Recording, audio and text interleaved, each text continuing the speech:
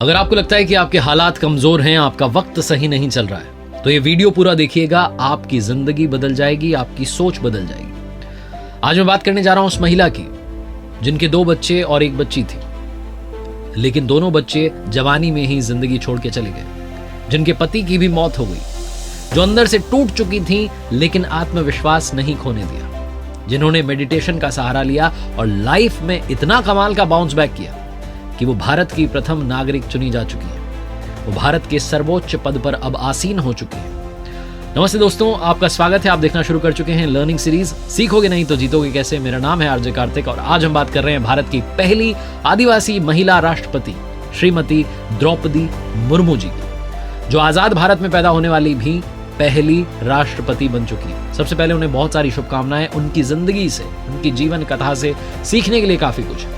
जब वो झारखंड की राज्यपाल चुनी गई थी और राष्ट्रपति भवन में उस वक्त के राष्ट्रपति रामनाथ कोविंद साहब से मिलने पहुंची थी, तो शायद उन्हें अंदाजा नहीं होगा कि वही भारत की अगली राष्ट्रपति चुनी जाएंगी। आइए बात करते हैं 5 लर्निंग्स फ्रॉम श्रीमती द्रौपदी मुर्मू। सीखने वाली सबसे पहली बात है, हालातों के सामने कभी कमजोर ना बने, बल्कि उन हालातों को कारण बनाएं, ताकत बनाएं, ताकि आप जिंदगी में अच्छा रास्ता देख पाएं, अच्छे रास्ते पर चल पाएं।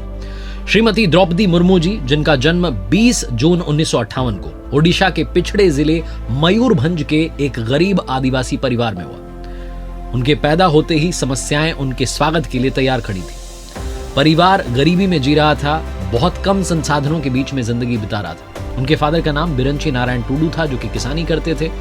अभाव में, गरीबी में इन्होंने बचपन अपना बिताया, लेकिन अपनी स्थिति को कभी भी अपनी मेहनत के आड़े नहीं आने दिया।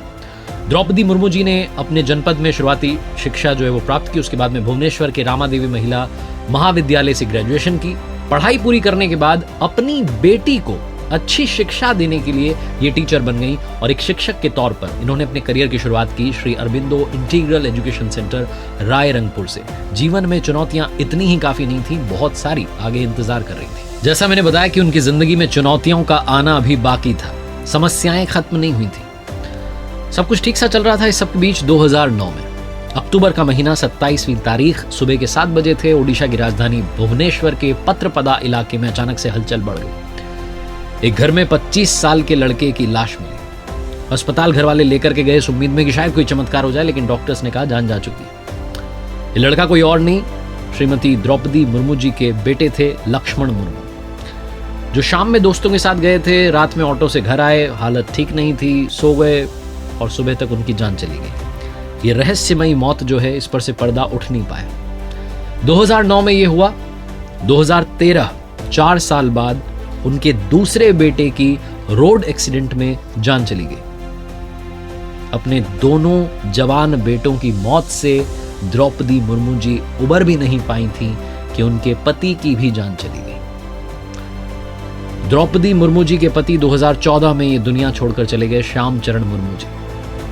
कहा जाता है उनको दिल का दौरा पड़ा था, उन्हें भी अस्पताल ले जाया गया, तब तक उनकी जान जा चुकी थी। श्याम चरण जी बैंक में जॉब करते थे। अब द्रौपदी मुर्मू जी की फैमिली में सिर्फ उनकी बेटी इतिश्री मुर्मू है, वो भी बैंक में जॉब करती है। द्रौपदी मुर्मू जी जो अंदर से टूट चुकी थी, जिनकी जिंदगी में इतना सब कुछ इतनी जल्दी इतने कम समय के अंतराल में हो गया था, उन्होंने अध्यात्म का सहारा लिया। वो राजस्थान के माउंट आबू में ब्रह्म कुमारी संस्थान में जाने लगी, कई दिनों तक मेडिटेशन करने लगी, ध्यान करने लगी, तनाव कम करने के लिए कोशिश करने लगी। उन्होंने राजयोग भी सीखा और संस्थान के अनेक जो कार्यक्रम थे, अलग अलग कार्यक्रम थे, उनमें हिस्सा लेने लगी और अपने आप को और ताकतवर बनाने लगी। कहने का मतलब यह है कि हालात चाहे जितने विपरीत हो जाएं, आपको पहाड़ की तरह बनना है, उनसे ऊपर उठना है।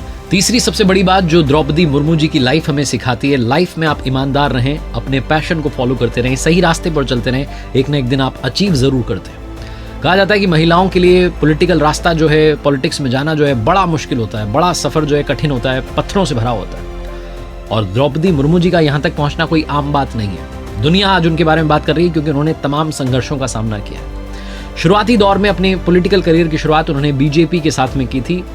उड़ीसा में बीजेपी से जुड़ने के बाद में 1997 में उनको भारी जीत मिली और रायरंगपुर पंचायत से उन्होंने पार्षद का पद संभाला था। इसके बाद उनकी पार्टी ने उनके पैशन को देखते हुए उन्हें अनुसूचित जनजाति मोर्चा का वाइस प्रेसिडेंट बना दिया। 2000 से 2002 में बीजेपी और बीजेडी की जो गठबंधन की सरकार थी, उसमें वो मंत्री बनी और उसके बाद 2002 से 2004 तक फिर से वो ओडिशा की मिनिस्टर चुनी गई। उसके बाद में जो कुछ हुआ वो आपको मालूम है। उनकी पर्सनल लाइफ में उथल पुथल मची हुई थी। वो मेडिटेशन का सहारा ले रही थी, मेडिटेट कर रही थी, अध्यात्म के रास्ते पर थी, एक नए जीवन की शुरुआत कर चुकी थी, कमबैक की कहानी लिख रही थी। इस सब के बीच में उन्हें 2015 से 2021 तक झारखंड का राज्यपाल चुन लिया गया और 2022 में अब वो भारत की पहली आदिवासी महिला राष्ट्रपति चुनी जा चुकी है। उनका सफर हमें बताता है कि जीवन में आप सही रास्ते को चुनिए, उस पर चलते रहिए, एक न एक दिन आपको मंजिल डेफिनेटली मिलेगी। और चौथी सबसे बड़ी बात वो सिखाती हैं, लाइफ में अनबायस्ड रहिए, निष्पक्ष बने रहिए। गवर्नर चुने जाने के बाद द्रौपदी मुर्मू जी ने झारखंड स्टेट में संवैधानिक प्रमुख के रूप में पक्ष और विपक्ष दोनों नेताओं की बातें सुनी।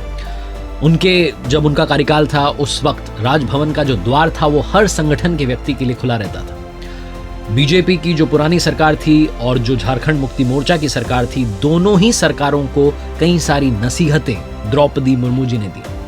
बीजेपी की जो पुरानी सरकार थी वो आदिवासियों के हितों को संरक्षित करने वाले 2 महत्वपूर्ण कानून जो हैं उनमें संशोधन की कोशिश कर रही थी।